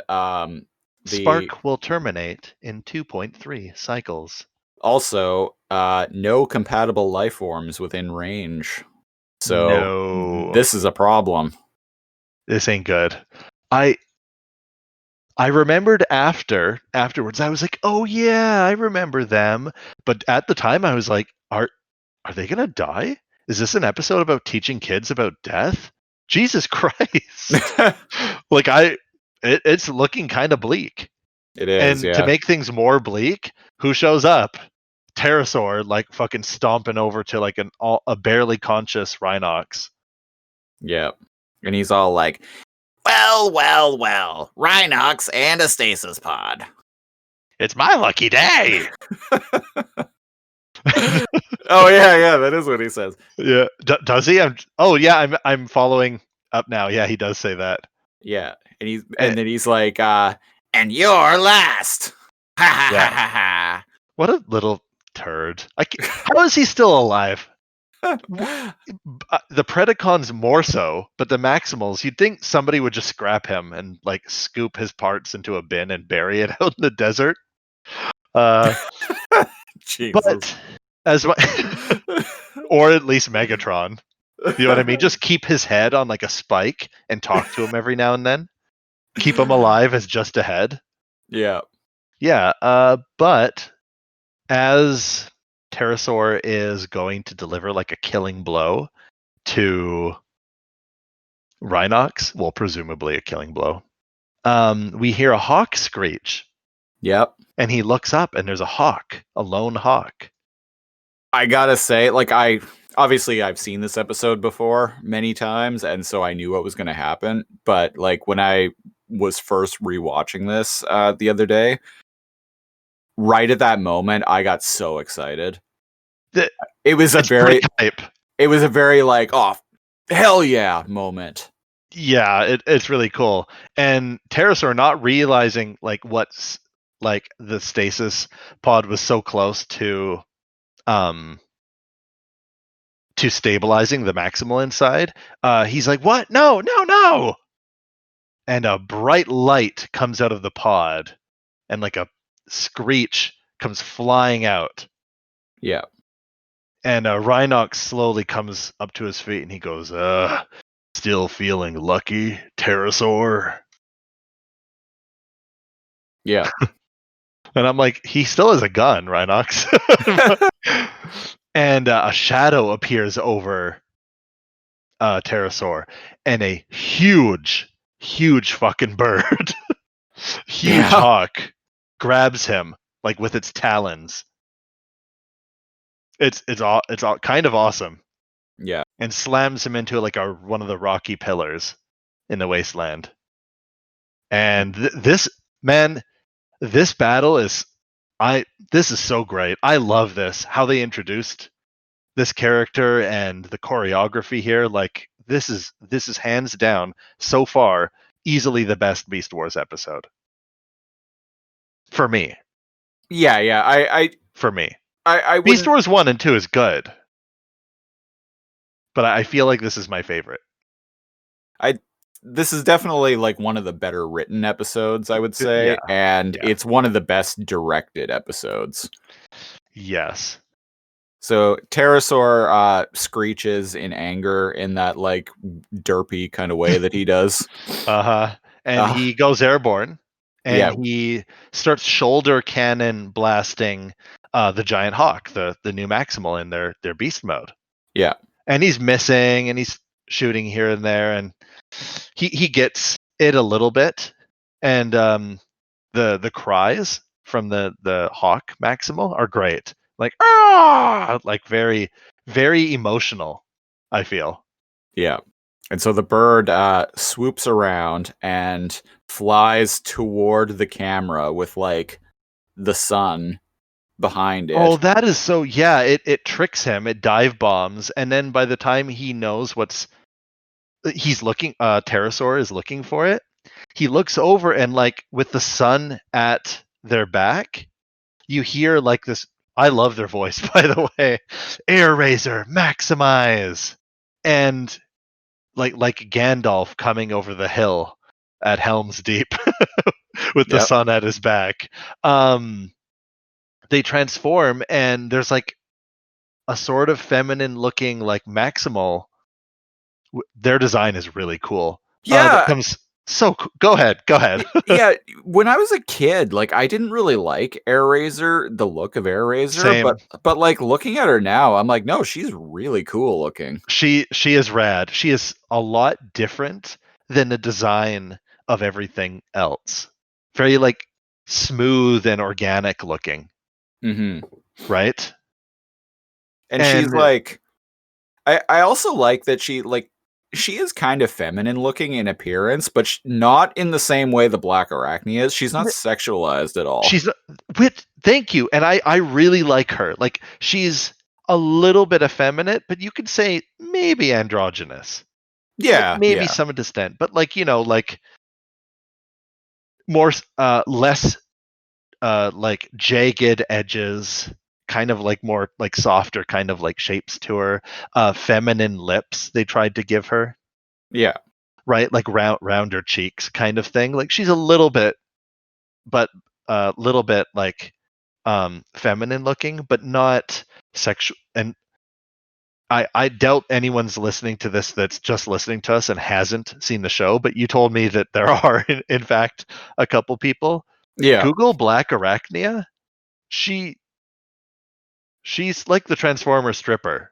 Like she just has like golden Basically, yeah. boobs. Yeah, like she's like very sexualized. Like Like I big like mentioned, brass individual breasts right out in front. like I mentioned in the episode that first introduced her, like Black Arachnia was like the first time I really noticed boobs as a little boy. A gentleman's first fap, if you will. Yeah. Cheers. The planet has energon. You're actually really good at doing the impression of the shitty Megatron from the video game. Why, thank you. So sorry, Air Razor and Pterosaur collide. She like tackles into him, and they plummet to the ground. This is interesting. This is actually how hawks fight each other. Oh, I don't really? know if you know this, but like eagles and hawks, when they're fighting for territory or fighting for mate, or I'm not really sure when they engage in this, but they swoop at each other, and when they grab each other, hell, maybe it's even when they mate. I Who could say? I'm not sure. But when they get entangled, they start to fall towards the ground as they kind of like peck and like claw at one another, and they try to dislodge before they hit the ground, but they also want to damage each other. So it's like a weird airborne form of chicken where the ground is death for both of them.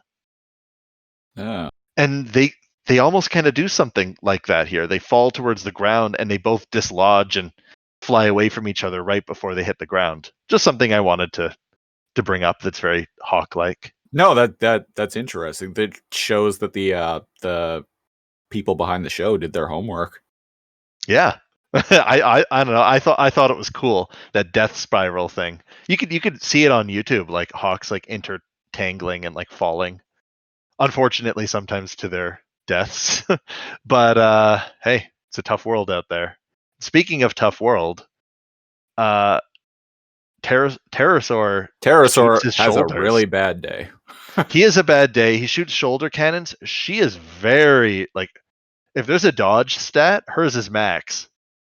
Because she does some aerial acrobatics here that really show off. She does some air splits and some side lunges, and she turns and she shoots wrist, like little like quills, blades, much like Wrist darts, kind of like Black Widow. wrist darts. Yeah. Yeah. And unlike Cheetor, um, who knocks his enemies down and kind of just like leaves them, Air Razor knocks Pterosaur to the ground and out of the air, and then she flies over top of him and using both of her like rocket wrist things, like just shoots the living hell out of him, and he falls in actually like a dozen pieces. Yeah, after We she we just know like he could survive that, but like he's in many pieces. after she just unleashes this barrage of these like wrist dart things at him. Mm-hmm. The camera cuts to the ground, and we just start to see one by one like pieces of broken pieces of Pterosaur just fall. His but unlike before, like his head, like he's still not talking, his eyes don't move around. I was expecting to see his eyes fade, but they don't. They don't want to imply he's dead, right? Because oh no, we've never shown that before on the show. But yeah, he's out of commission. Yeah. And she flies over to Rhinox.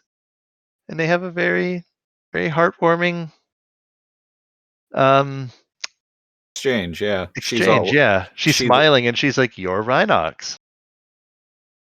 Yeah. And he's like, And "Oh, how'd you know?" And she's like, "Oh, I'm not sure, but I think I owe you my life." And Rhinox is like, "Let's say we're even, okay?"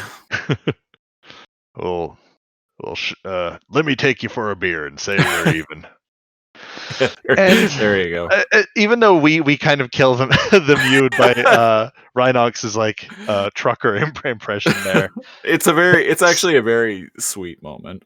It's a sweet moment because remember that little glimpse of Cheetor's subconscious, and Rhinox was in there?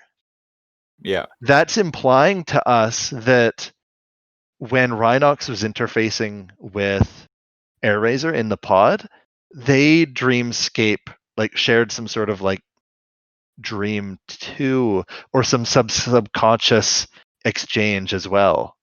Well, he uploaded a like DNA sequencer program from his own circuits into the pod, so who's to say like something else didn't end up in there too? Yeah, like part of it's interesting. Yeah. And boom, we got to the Axelon. Also, I really like the color of I really like Airrazor's eyes. Yes. They're a really, really cool color. They're a cool color. Yeah, it's her eyes are this really, really dark green, and then With a black background. Yeah. And like her irises are kind of this almost like teal color. Oh yeah, it's a teal. Yeah. It's a minty fresh teal. And her face Minty kind fresh. of has this her face almost like a helmet. Do you know what I mean? Like a knight's helmet. In her robot form, the Oh yeah, beak, kinda. yeah, the beak comes from over her head and the point comes down in front of her. So her robot form, by the way, like a lot of them in their robot form, they have a nose, like a human or a cat-like nose, right? Yeah. Like Rhinox straight up just has a human-like nose. Airazor doesn't have a nose at all. She just has like humanish humanoid lips. But like because of the helmet, the way the beak comes down in front and how it obscures her nose, it's kind of like the nose of the hawk is still her nose in her robot form. I I, I don't know. I think it's really cool. Yeah, You only notice she doesn't have a nose from the side profile. the more I look at her robot form, the more I like it. Which again, when I was a kid, I thought she was really boring looking. Right? Yeah. And we cut to the Axelon, and Rhinox is like, and that's when Airazor like stepped in and took care of things. And Optimus is like, well, let me welcome you to the Maximals. We'll be salvaging pterosaur for days. And does he say that? I don't know. He does, yes. And she is like, well, I'm still not sure what to make of all of this situation. So I'm like, is it like the same thing that happened with Tigatron and her memories are gone? Or do you know what I mean? Like, Yeah. or is it because she was damaged, much like Tigatron, that they weren't able to retain their memories? Or maybe she has her memories. Here's one I just thought of. But like the situation on this planet is kind of complex if you just dive into it. You're like, why are we animals? Why are the Predacons here? Aren't we at peace with them? Because I mean, technically, the protoforms wouldn't know they're at war now. Yeah. Oh, okay, yeah, that Yeah, and makes sense. they wouldn't know anything about what's going on with anything. They're like, okay, why are we in why have we taken animal forms? Why are we fighting these other animals? Yeah, yeah. So Rat Trap's like, for the first time he's appeared on this episode, he's like, "Hey, if you're smart, you'll make tracks." And And they Cheetor's all say, like slick circuits there, buddy. "Slick circuits there, eh, bud? Take off." And Optimus is like, "You'll get used to everything, including their shenanigans. Let me show you around the base." And Yeah. she says, "Oh, that would be delightful." And I'm like, "Oh, she's sticking around. She's not going to pull a Tigatron and like Yeah, I F thought that off." too. Yeah, I was like, "Oh, it's nice." Also, she seems nice. Isn't it nice to have someone who's nice? Not like a Yeah. smarmy or like a lone wolf, or do you know what I mean? Just I want someone who's nice, Mm-hmm. and she seems nice. And we appear to have gotten that with Airazor. Yeah. Well, Um, nice unless you piss her off and she just shoots you into a dozen pieces. I'm And interested because like I kind of remember like I was saying before, like I for the most part like I remember all of the major story or at least most of the major story beats of this series. So I'm interested to rediscover her journey as a character now. yeah, what now that we're adults and we can like appreciate it in a much different and more mature way. Yeah. Like I barely remember Airazor, but then as soon as the Hawk came on, I was like, oh, right, this is like a female Maximal. And I Yeah. was like, oh, right, I liked this one. Like it all came kind of like flooding back. Mm-hmm. I used to have a Uh, toy of her. I remember what the toy looked like, but I never got it. It wasn't that great. It was the thing with Beast Wars toys is like all of the basic sized figures like weren't that great. Some are better than Yeah, I others, remember but them. Yeah. And well, we might as well finish up the episode. The episode ends with Airazor going and taking a tour of the base, right? And she's saying hi to everyone. And the camera cuts to Rhinox, and he says, "When a spark goes online, there's great joy." And I'm like, and he looks at Cheetor, and Cheetor looks at him. And tilts his head and then raises an eyebrow. Yeah. And the episode Credits. ends, and dramatic rock theme plays. Did it. So we had okay, so that was longer than we'd like to dissect things. We both like the episode. There's a lot of important lines to it. But to get to this part, the after, usually we're just like, how did you like it? And then we make fun of the episode or say things we like. I'm gonna skip past the why does Tigatron have a freeze gun? Why does Lady Arachnia have a venom gun? Because they're robots and they invent things. Sure, why not? It does bring into. It's one of those things where wow, shooting somebody once and taking them out of a battle is pretty game changing. But it's cool. They have special attacks, right? But let's jump into the existentialism, shall we? Let's do that. Would you like to? Yeah. Okay. So Rhinox remembers the dreamscape. Yes? Or is it like a shared, like subconscious memory? Thoughts? I don't. I'm still. I'm gonna stay in the camp that was just Cheetor having a fever dream, basically. And perhaps when a spark, when a spark goes online, there's great joy. Perhaps that's just like a Cybertronian phrase or proverb or something. Okay, I'm gonna go deeper than that, and I think there's some collective like consciousness. Okay. And Cheetor's dream was from interfacing, like getting with Rhinox to some on a subconscious level that maybe they don't even really understand. Because Yeah, okay, Cheetor maybe. looked at him when he had said that, but the thing is, he was like, "Whoa, I just had a crazy fever dream," and Rhinox is like, "Tell me about it later."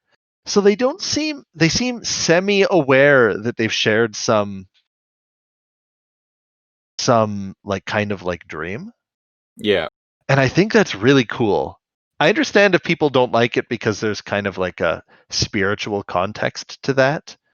But I really like this shared this shared consciousness, like ethereal plane that they have. And I also think that because Airazor landed and she was like, "You're Rhinox." And he was like, "How did you know?" And I think Rhinox like shared some sort of like dream, like some vision quest with Airazor when they were in the pod. Could be. So Like that's my theory. like I said, I think when Rhinox uploaded the DNA sequencing program from his own circuitry into the pod, I'm thinking like something else from him got uploaded as well. Yeah, like programming code that resonates with Rhinox's like programming signature, or he has a Yeah. README file attached that says, "Hello, my name is Rhinox. Do not worry, I am here to help." A A README text README file. file. Yeah. But I'm okay with that not being answered. Like it could be Yeah. very like logical, like how you're talking, or it could be very more organic or spiritual, like I'm talking about, and I'm okay with that not being answered. Well, and I think that I like that. The fact that it even makes us talk about it is cool. yeah, I think the fact that the episode is ambiguous about it, I think that's the point. Is like the Yeah. idea is that you could see it either way, and either way, like either viewpoint has validity. Yeah. Yeah, I like that. I and just Airrazor's introduction and her fight and her like descending from the sky with the sun at her back. Mm-hmm.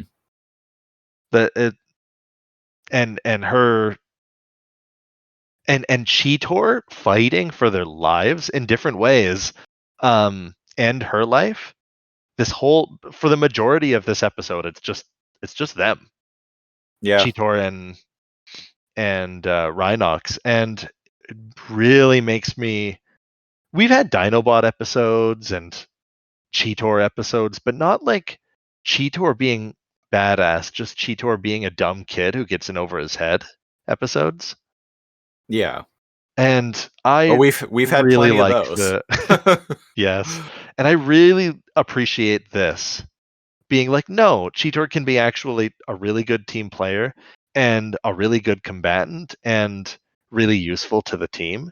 And Rhinox being like a selfless, like programmer, scientist, engineer. I Yeah, the both of them I are like it. yeah, the both of them are doing absolutely everything they can to save this protoform, which And they I do, which which I feels so rewarding. yeah, I found it really heartwarming, and they're both like doing everything they can in different ways. They're both playing to their strengths and they're working together, though like not even really directly in most of the episode. Also, this episode is extremely well paced. Yeah, I was trying to stutter that out like earlier. It's well directed, like you were saying. It's well paced. Each little scene is important. It's an episode of Beast Wars that like it's only like 22 minutes long, but in a way it feels an hour long, but not in a bad way. Not in a Dino Clone way. Not in a way where like the episode feels like it's dragging or anything. Like the episode feels long Heavy. in yeah, the episode feels long in the sense that the drama has weight to it. Like I don't feel like there was Every little scene introduces us to more information that's important for us to understand what they're going through. yeah. Like I really liked it. I don't feel like there's a single minute of wasted frame in this entire episode. No, Which is Larry did. Yeah, you can't say that about many episodes in this show. uh, Uh n- correct. especially last episode. I which which I think I liked last the double Dinobot episode. I think I liked it more than you did, but it was still a bad episode. uh, yeah. If I give it a 2 out of 10 and you give it a 4 out of 10, technically you liked it twice as much as I did. But it's still yeah. The story editors are Bob Forward and Larry DiTilio, which are the first names mentioned in the credits. If they They're had anything to do with the writing for it, they are the creators of and the showrunners of Beast Wars. and did they? So when it said story editors, what does that imply? Do Um, you know what I mean? Like, do they write and edit, but they're not the director of? a story editor in this context. It's one of those like nebulous terms, to be perfectly Yeah, honest. yeah. Kind of like executive producer. I was actually just going to say like executive producer. Uh, It's a cool sounding title. yeah, they are the showrunners. So basically, like I think in this sense that in this context, it means like the episode was probably written by someone else, but like they did like touch up work on it. Right, so they edit them episode to episode to some extent. Oh, it was actually written by Larry DiTio. Nice. I just went back to the beginning. Yeah, so one of the so one of the creators and showrunners of the show wrote this episode. So that's It's a good encouraging. one. Yeah. It is a good one. Uh From a storytelling perspective, probably one of, if not the best. I wouldn't say it's my favorite episode thus far, but it's definitely up there. Yeah, it's up there. It'll be in the top 10 for season 1 episodes for sure for me. I like it a lot. I can barely remember episodes beyond this point, episodes with Air Razor, so I'm excited to go forward with this. It's basically new territory from here on out for me. Well, she plays a big part in next week's episode, which is the Trigger Part 1. Oh, it's 2 parts. Yeah, it's our first 2-parter since the series premiere.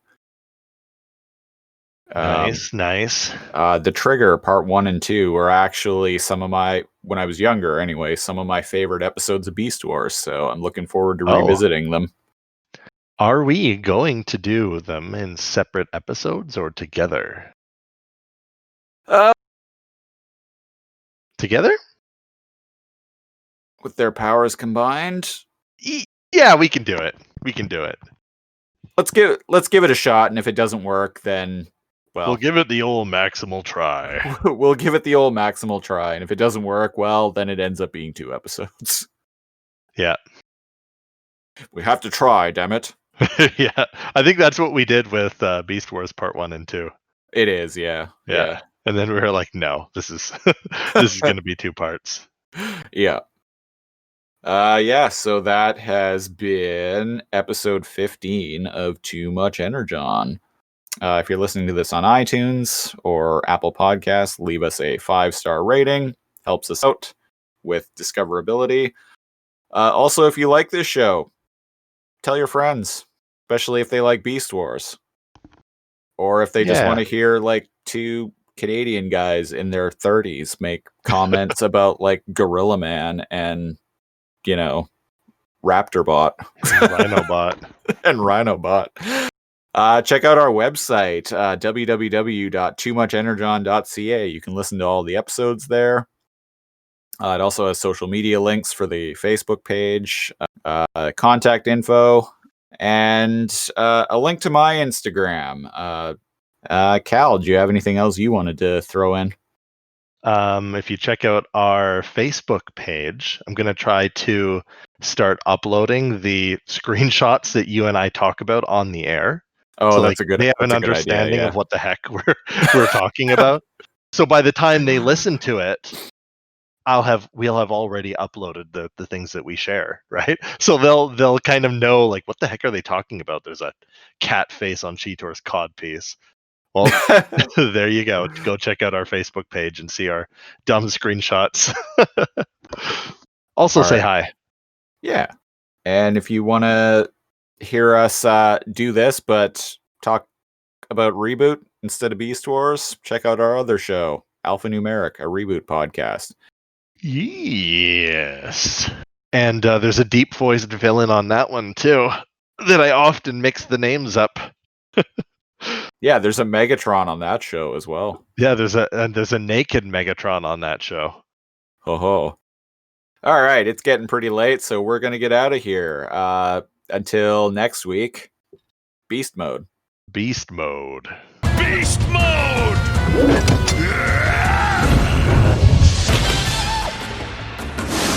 Beast Mode!